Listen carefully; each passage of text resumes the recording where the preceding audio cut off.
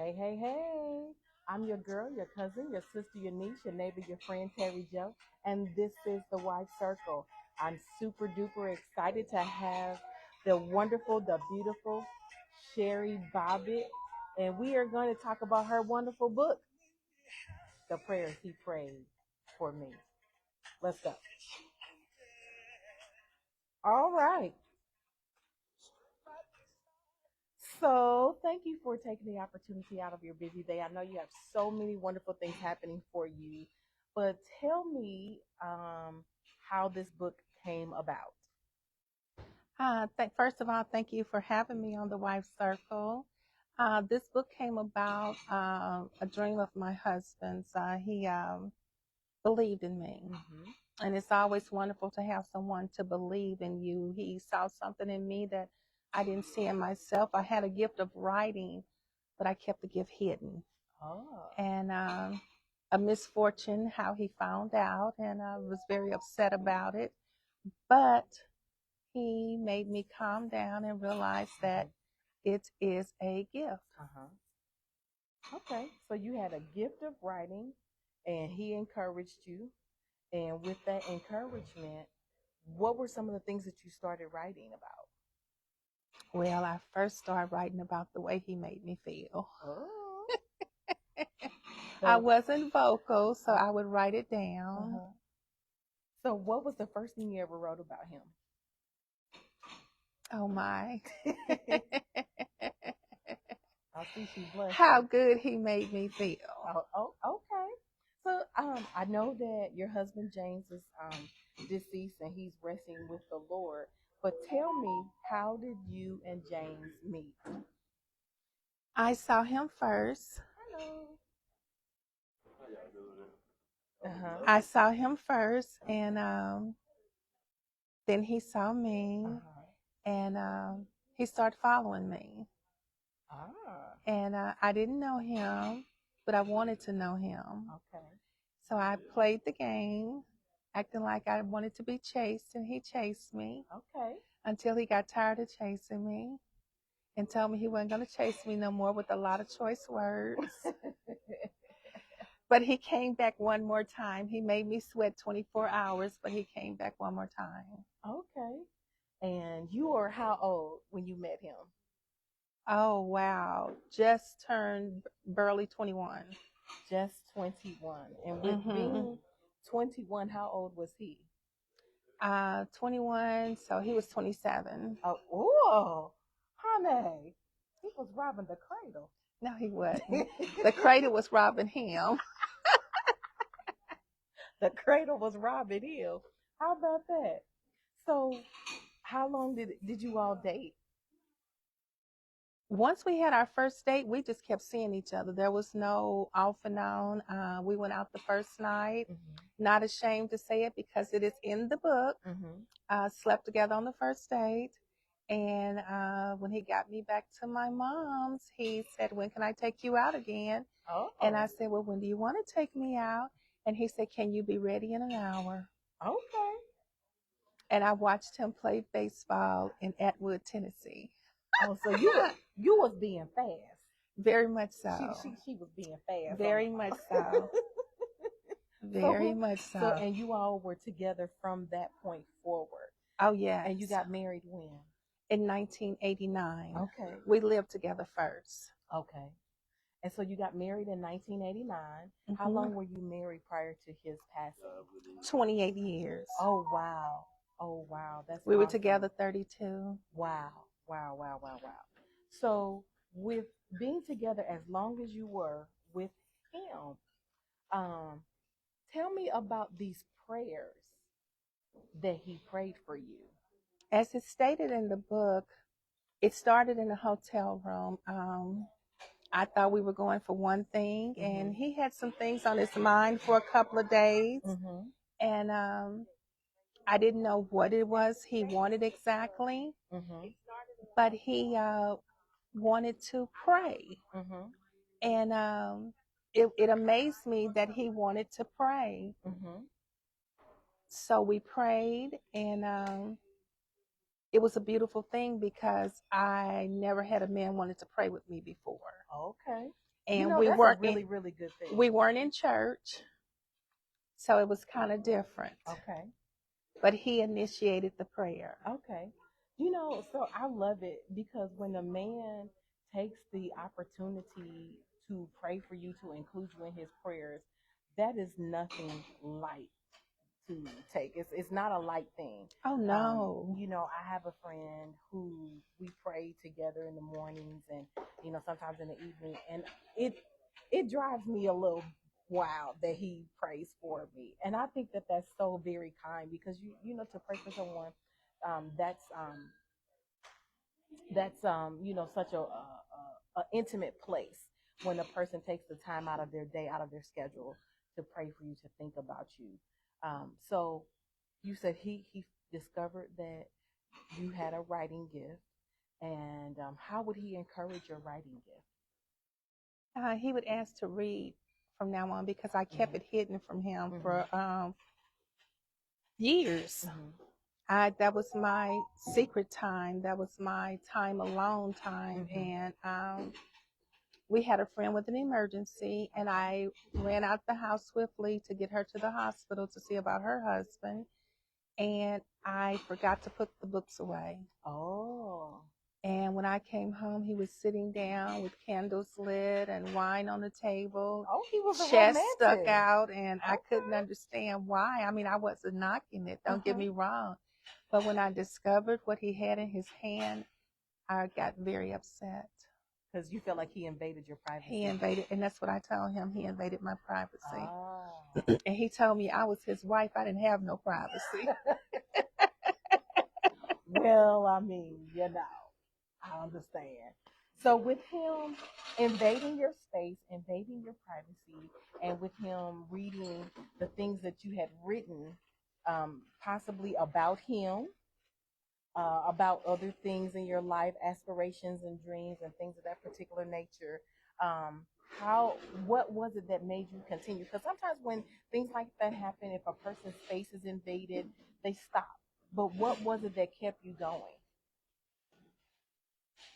This is I'm telling all the Bobby secrets today. It was the way he made me feel that night. He showed me how important it was. Okay. And let's just put it like this, Molly. We really had a chandelier moment. Oh, clutch of the pearls. If you know Mama Sherry, y'all know she don't hold back. We had a real chandelier moment. Amen for the chandelier moment. Hallelujah. So with that moment that you two had, obviously something great came out of this union between the two of you. What are some great things that came out of your union with James?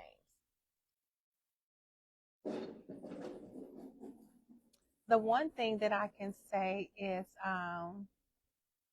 his ability to make me feel like a woman when good. I felt less of a female because at age 22, I had to have a hysterectomy.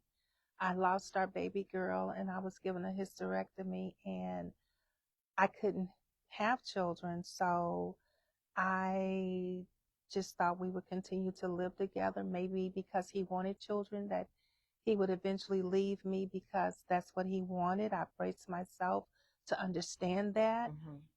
But he let me know that he wasn't marrying me for my ability to have his children, though he wanted to have children. So that, along with encouraging me with my gifts, him being a cheerleader, just a supporter. Yeah. Now, he could be mean as the Dickens, but he was a cheerleader. I mean, the first time I said a welcome at a program, and he was the only one standing up applauding. And it was like mixed emotions because it was like embarrassing, but at the same time, I was elated because my man was feeling me. Yeah. I understand that. I understand that. When you have someone that's in your corner, that's, applauding you, encouraging you, and backing you, those are people that you really want to keep in your life because you know that they're not just applauding you for the sake of being seen, but they applaud you in the open and in private. Um, and those are keepers. Those types of people are keepers in your life.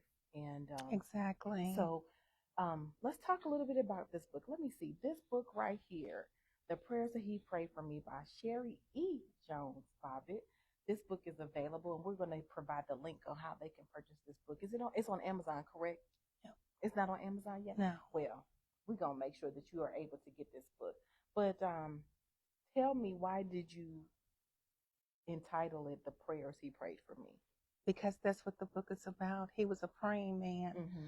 So he believed that his prayers would do for me what he couldn't do. Okay. That where he lacked, where he didn't have the capability, that he trusts God to do whatever it is. Mm-hmm. That's a part of what's so dear to me now, is that his prayers are continuing. Mm-hmm.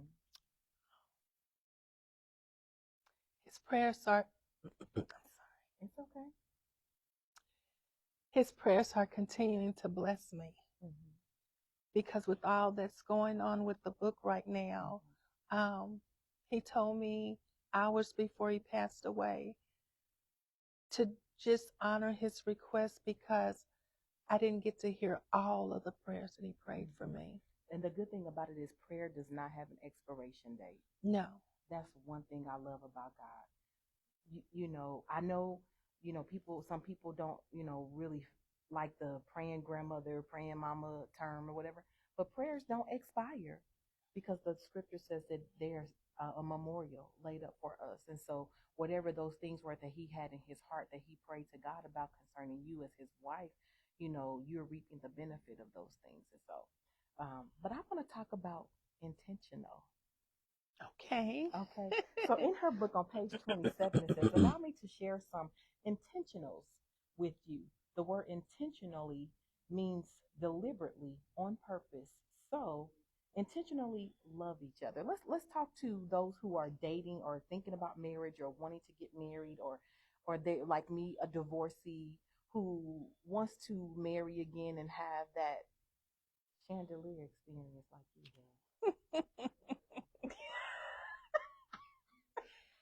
Let's talk about intentionally loving each other. What does that mean? For us, it meant on purpose. Mm-hmm. On purpose. Without No strings. no exception. It is just a way of life. It is our life together. So we intentionally did whatever we decided to do. It was intentional. We intentionally prayed together. We can be upset with each other, Mm-hmm. but it was intentionally that it was customary in our home that we always prayed together. Yeah. Before leaving for work. If we got in the car to go somewhere, even to the grocery store, we had to pray before leaving the driveway. Yeah. We prayed in the morning, intentionally loving on each other, intentionally dating each other. All through the marriage, good. intentionally. Never stop dating. Intentionally being in love with each other. Mm-hmm. That's the thing that I on see with a lot of purpose. couples.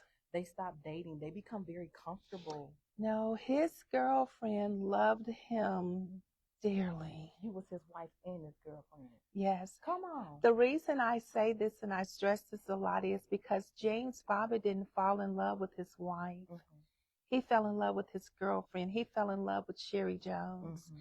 And as it's recorded in the book, he was so concerned about Sherry Bobbitt loving him the way that Sherry Jones loved him, until he left his bachelor party and came home to make sure that Sherry Bobbitt was going to love him the way that Sherry Jones did.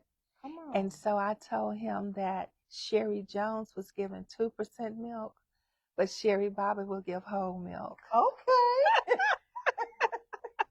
We're not giving you no Similac, no 2%, no 1% skim milk. We give you that whole milk. And as the book states, we prayed because he felt that it was purpose, because he didn't want to lose. He saw how other couples lost, what you were talking about. Yeah. So I made sure that his girlfriend was always available to him. Come on. Even when his wife was upset, his girlfriend was always available. Oh, that's good. Wait a minute. Did y'all hear that? Even though the wife was upset, the girlfriend was always available.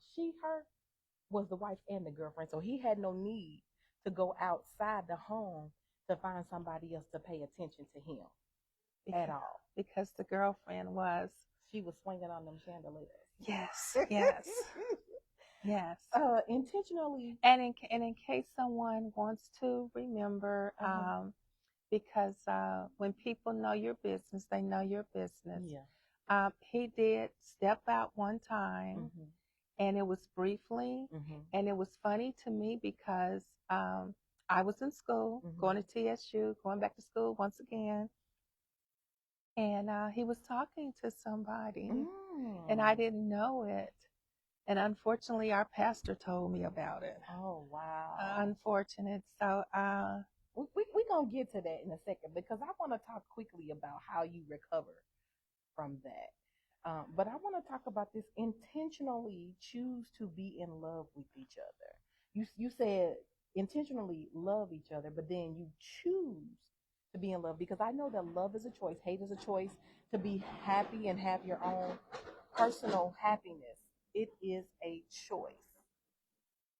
So we're on location at the Maxwell House. So if you hear a whole lot of stuff going on, we just getting together out here for her big party. So, but tell me, how do you choose intentionally to be in love with each other? I mean, people come with flaws. They come with, a past, and sometimes their past may not be the best, but how do you love past that? I told him one day when he asked me that, I said, I look at us like a used cars. When you purchase a car that you desire to have, you look at the car and you see on the sign it says as is. You know the car is going to need some tires before the winter, but you want the car anyway. Come on.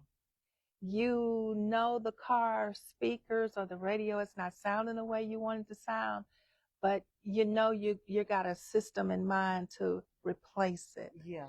So I accept him as is, and he accept me as is. That's good. I was having a conversation with someone, and the person was like, well, why me? Why did you choose me? Or why, whatever. I was like,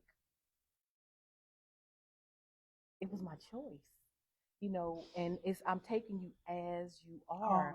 I'm not trying to make you into be something else or somebody else, or who I was married to or who I've dated in the past. I want you to be who you are intentionally, but we grow into knowing who we are, you know, collectively and individually. And so that's a choice to grow, and that growing in that love, because when you grow in that love, that helps you to get to know the person, and if this is the person you want to spend your time with. It's a choice. It's a choice. It just comes down to me, a choice. And when you whatever it is that you choose to do, whether it's good, bad, or indifferent, you put your best foot forward. Absolutely. You put the energy, the time, the effort, and whatever it takes to make it work, to make it flow. And we intentionally did those things. And I think because we didn't forget what I call the enchanting period. Okay.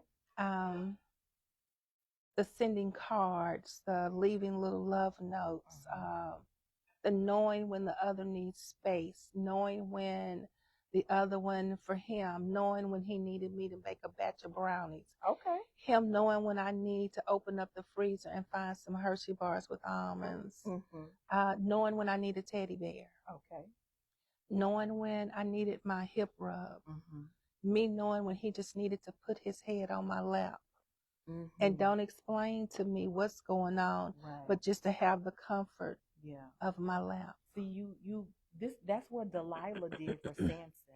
When we look at the text, Samson was married to another woman, but that comfort that you just talked about giving your husband, he found that in Delilah.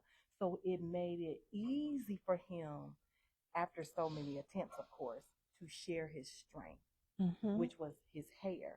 But she catered to him, his manhood. She catered to his emotions. So there was something that his wife was not providing.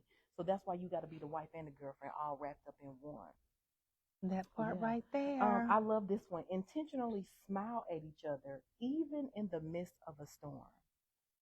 Yes. It's so many storms that people are facing. The economy, job loss. So many marriages have, gone to the ground. During and after the pandemic. There's been such a loss of trust. All kinds of different types of infidelity. But you're intentionally smiling at each other, even in the midst, even when it's bad. I recall just us talking, things got a little rough financially. And I, I was able to let him know that though things were bad financially, Mm-hmm.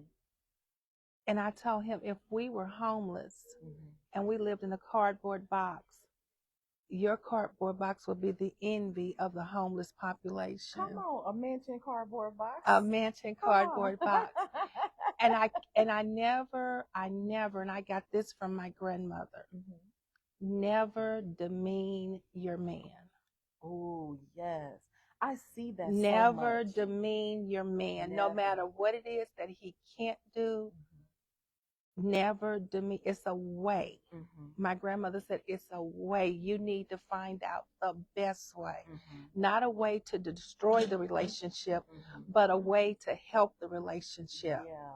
Yeah. Even if it means let him make his mistake. Yeah. Let her make her mistake. Mm-hmm. And then when the other finds their way, Mm-hmm. then you're just there to be there to reach out Mm-hmm. and let it be okay. Yeah. Because why do we always have to explain to each other why we do something when we can explain to our tongue why our teeth bites it sometimes? Come on.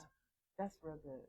It just happens. It happens. It Unknowingly. happens. It happens. It happens. It happens. And I really love that analogy. And now this one, stay in love with each other, doing things to keep the fire burning. How do you keep the fire burning in the marriage? I can't speak for everybody else's marriage, but for our marriage, it had a lot to do with the girlfriend and the boyfriend. Mm-hmm. And those things, to not just keep doing those things periodically, Mm-hmm. but to bring some spice, to bring something different into the marriage. Try new things, because I'm like Suge Avery in The Color Purple. I's married now. So those things, the willingness, and I'm not just talking about sex. Mm-hmm. I'm talking about intimacy. Yes. I'm talking about companionship, because some couples are married, but they have no intimacy. Some couples are married, but they're not companions too. Yeah. Be willing to try something different. I didn't necessarily like going out into the country and cutting down Christmas trees, because I never done it before. Mm-hmm. But after we cut the tree down and he brought the blanket out in the Mm-hmm. cold weather, and what we did out there in the woods made cutting trees just all the better. So it became and your favorite thing, huh? became my favorite Christmas thing. It's beginning to look a lot like Christmas. So, and even him enjoying some of the things that I like, some of the things that I enjoy doing. No, he wasn't artsy and crafty, but he would pick up things. Honey, I thought maybe you liked this, or I saw you low on glue sticks, or or even he was thoughtful. Even him being an electrician, me learning how to wire up stuff. Mm-hmm. Me letting him know that there was an electrician helper's fee, and then that was the fee that the wife automatically gets. So, and that he didn't get, he couldn't get sugar on the job all the time. Uh-huh. So, but with me, there's benefits. So, respecting what each other does. Yeah. Respecting what each other does, and then find out. it tears my heart up when couples aren't interested in what the other one is doing. Yeah. You have no interest. It's like that's what they're doing, Right. and you just leave it at that, and they're over there by themselves, and you're non-supportive. That's that lack of compassion. That's that no companionship. Because when you have that, you have interest in what the other likes to do. Exactly. Yeah. Now tell me, because you mentioned earlier that he did step out. How did you two recover from that? I believe my pastor and I, at that time, and all his intentions to hurt me, I believe he helped me. Okay. And because I wouldn't step out with him, he told me that James was talking to someone. And he told me, he said, well, he hasn't done anything yet, but he's talking. Wait a minute. First of all, how he know what's going on? He went to the pastor in prayer, confided in the pastor, but the pastor decided to let me know I ain't all that in a bag of chips. Oh, see, that's right. And so I dealt with it maybe different than anybody else, and I think because of the attitude that my sister and I have, that our grandmother passed on to us, and I have a cousin that's here, and the grandmother passed the same thing on to her, is that we're a little too cute to be fighting over men or fighting about a man. And now I'm human. I went to the restroom. I cried. I cried for two reasons. One, I was hurt. I realized that Tennessee State was getting a whole lot of my attention, and I started neglecting home a little bit because I'm one of those people. I like that 4.0 grade point average, and that's what I was after. Yeah. And then it made me look at my role. So you had to make adjustments. And I had to make some adjustments, and I prayed. And it was a whole year, and he wanted to sit me down and talk to me and tell me, and he was shocked that I wasn't upset. And I said, well, that's because I've known. And he was like, well, when did you find out? And so I said, remember last year when I cooked that roast and I stood between you and the football game, and I said, it's either this game or this game. I said, and those things I did that day, I said, I was putting something on your mind. Putting something on your mind. So I dealt with it in a way that most women probably wouldn't deal with it. And I get your flow, but I have my own flow. Absolutely. So I just have to flow in the way that I knew best for my marriage. And I tell everybody that you find what works best for you and yours. Yeah. You know, I'm not telling anybody to do, even with the book, I'm not asking anybody to do what we did. Yeah. You find what works for you and yours. Because no two cars, they may be manufactured in the same plant, but no two cars run exactly alike. Absolutely. No two seats sit exactly alike. Absolutely. So knowing that your differences can make you compatible as well. And it's okay to be different. It's okay to be different. And you know what? And it's okay to say, you know what? I have flaws. I have some issues. I have some circumstances. Everybody knows it, but I'm trying to deal with that. But take me as I am. Love me as I am. Here I am, babe. Y'all know she's a mess. She's a mess. I love you, Mama Sherry. Love you too, darling. You so much for taking this time to, just sit with me as we are preparing for your public debut of your book and your party. And I really appreciate you for sitting and sharing with me. And I believe that this book is going to be helpful to so many people, and we want to support you and get it out there. So we're going to provide the information on how they can purchase the book. So if they want to get this book, they want to order it today. If they want to, if you want to purchase The Prayers He Prayed for Me by Sherry E. Jones Bobbitt, how can they do that today? Well, you can inbox me on Facebook. The book is $25 per copy. I have Cash App. You can Cash App me at $ all caps SHBOBB, or you can call me at 615-606-9928. And we will make sure that this information is posted on our page and all of our other social media outlets.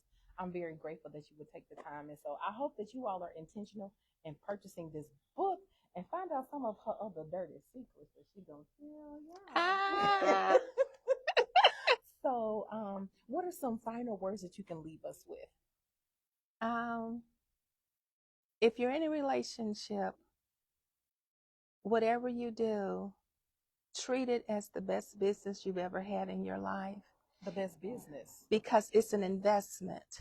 You're Boom. investing your time, Boom. you're investing your love, you're Boom. investing your energy, you're investing your emotions, you're investing your patience, you're investing your kindness. Everything you're doing is an investment. And when you want a business to prosper, you invest, you work hard, you put in the work. You don't expect anybody to do the work for you. Mm-hmm. So to me, being 5 years old and wanted to be a wife, not a doctor, not a clown, I wanted to be a wife. So I started investing early within myself. Mm-hmm.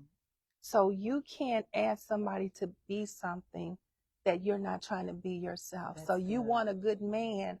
Are you a good woman? That's you want good. a good woman? That's Are good. you a good man? What investments? And I don't mean money, because money doesn't make a marriage. Mm-hmm. You can have all the money in the world, yeah, and not have a successful marriage. You know what? It's a lot of people like that right now that have everything that they want, the house, the car, but they're sad. The Beatles sung a song, money can't buy you love. Mm-hmm. Cannot buy you love. It surely can't. And I was telling a friend of mine, there's so many people I know in the church who are married in front of people, but behind that front door, they live in two separate bedrooms. Oh no! But out in front of everybody, they, just a smiling and cheesing. But they live separately at home. But they stay together for the sake of what people see. People see. If my little sister was able to partake of this interview, she would look at you and go, "They were."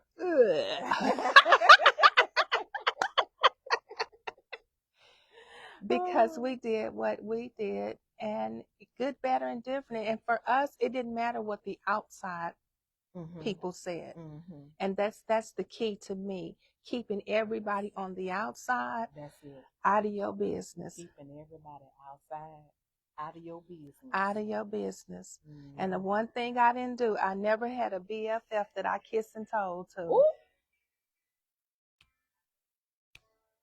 I hope you learned something today.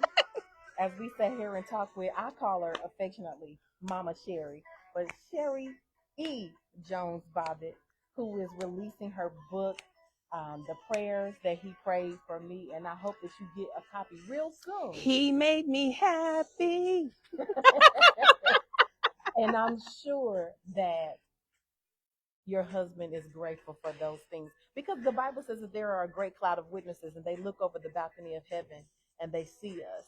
And so I believe that he sees you celebrating him, and his family sees that. So, and we're grateful, whoever got something to say, because he left an impression upon your life so well, so much, until you said, I need to write about it and tell somebody. How can people get in contact with you if they want to invite you to speak at conferences, events, or marriage stuff? Call me, inbox me with the same information. I like to close with this. My husband believed in prayer. He loved scripture, and he truly believed when a man findeth a wife, he find a good thing. And I can rest assured and say I was a good thing. That was deep. Are you a good thing? Yeah. Are you a good thing? I'm a good thing. Good thing. Good thing. Exceptionally good thing. That part right there. Deacon James Bobbitt, he's resting with the Lord, but we thank God for what he left behind, a legacy of love and some wonderful nuggets that his wife could share. So make sure you pick up a copy of The Prayers That He Prayed for Me. I'm your girl, your cousin, your sister, your niece, your neighbor, your friend, Terry Joe, and this is The Wife Circle. Be blessed on purpose, Boo Boo Kitty. Have a good day. Ah.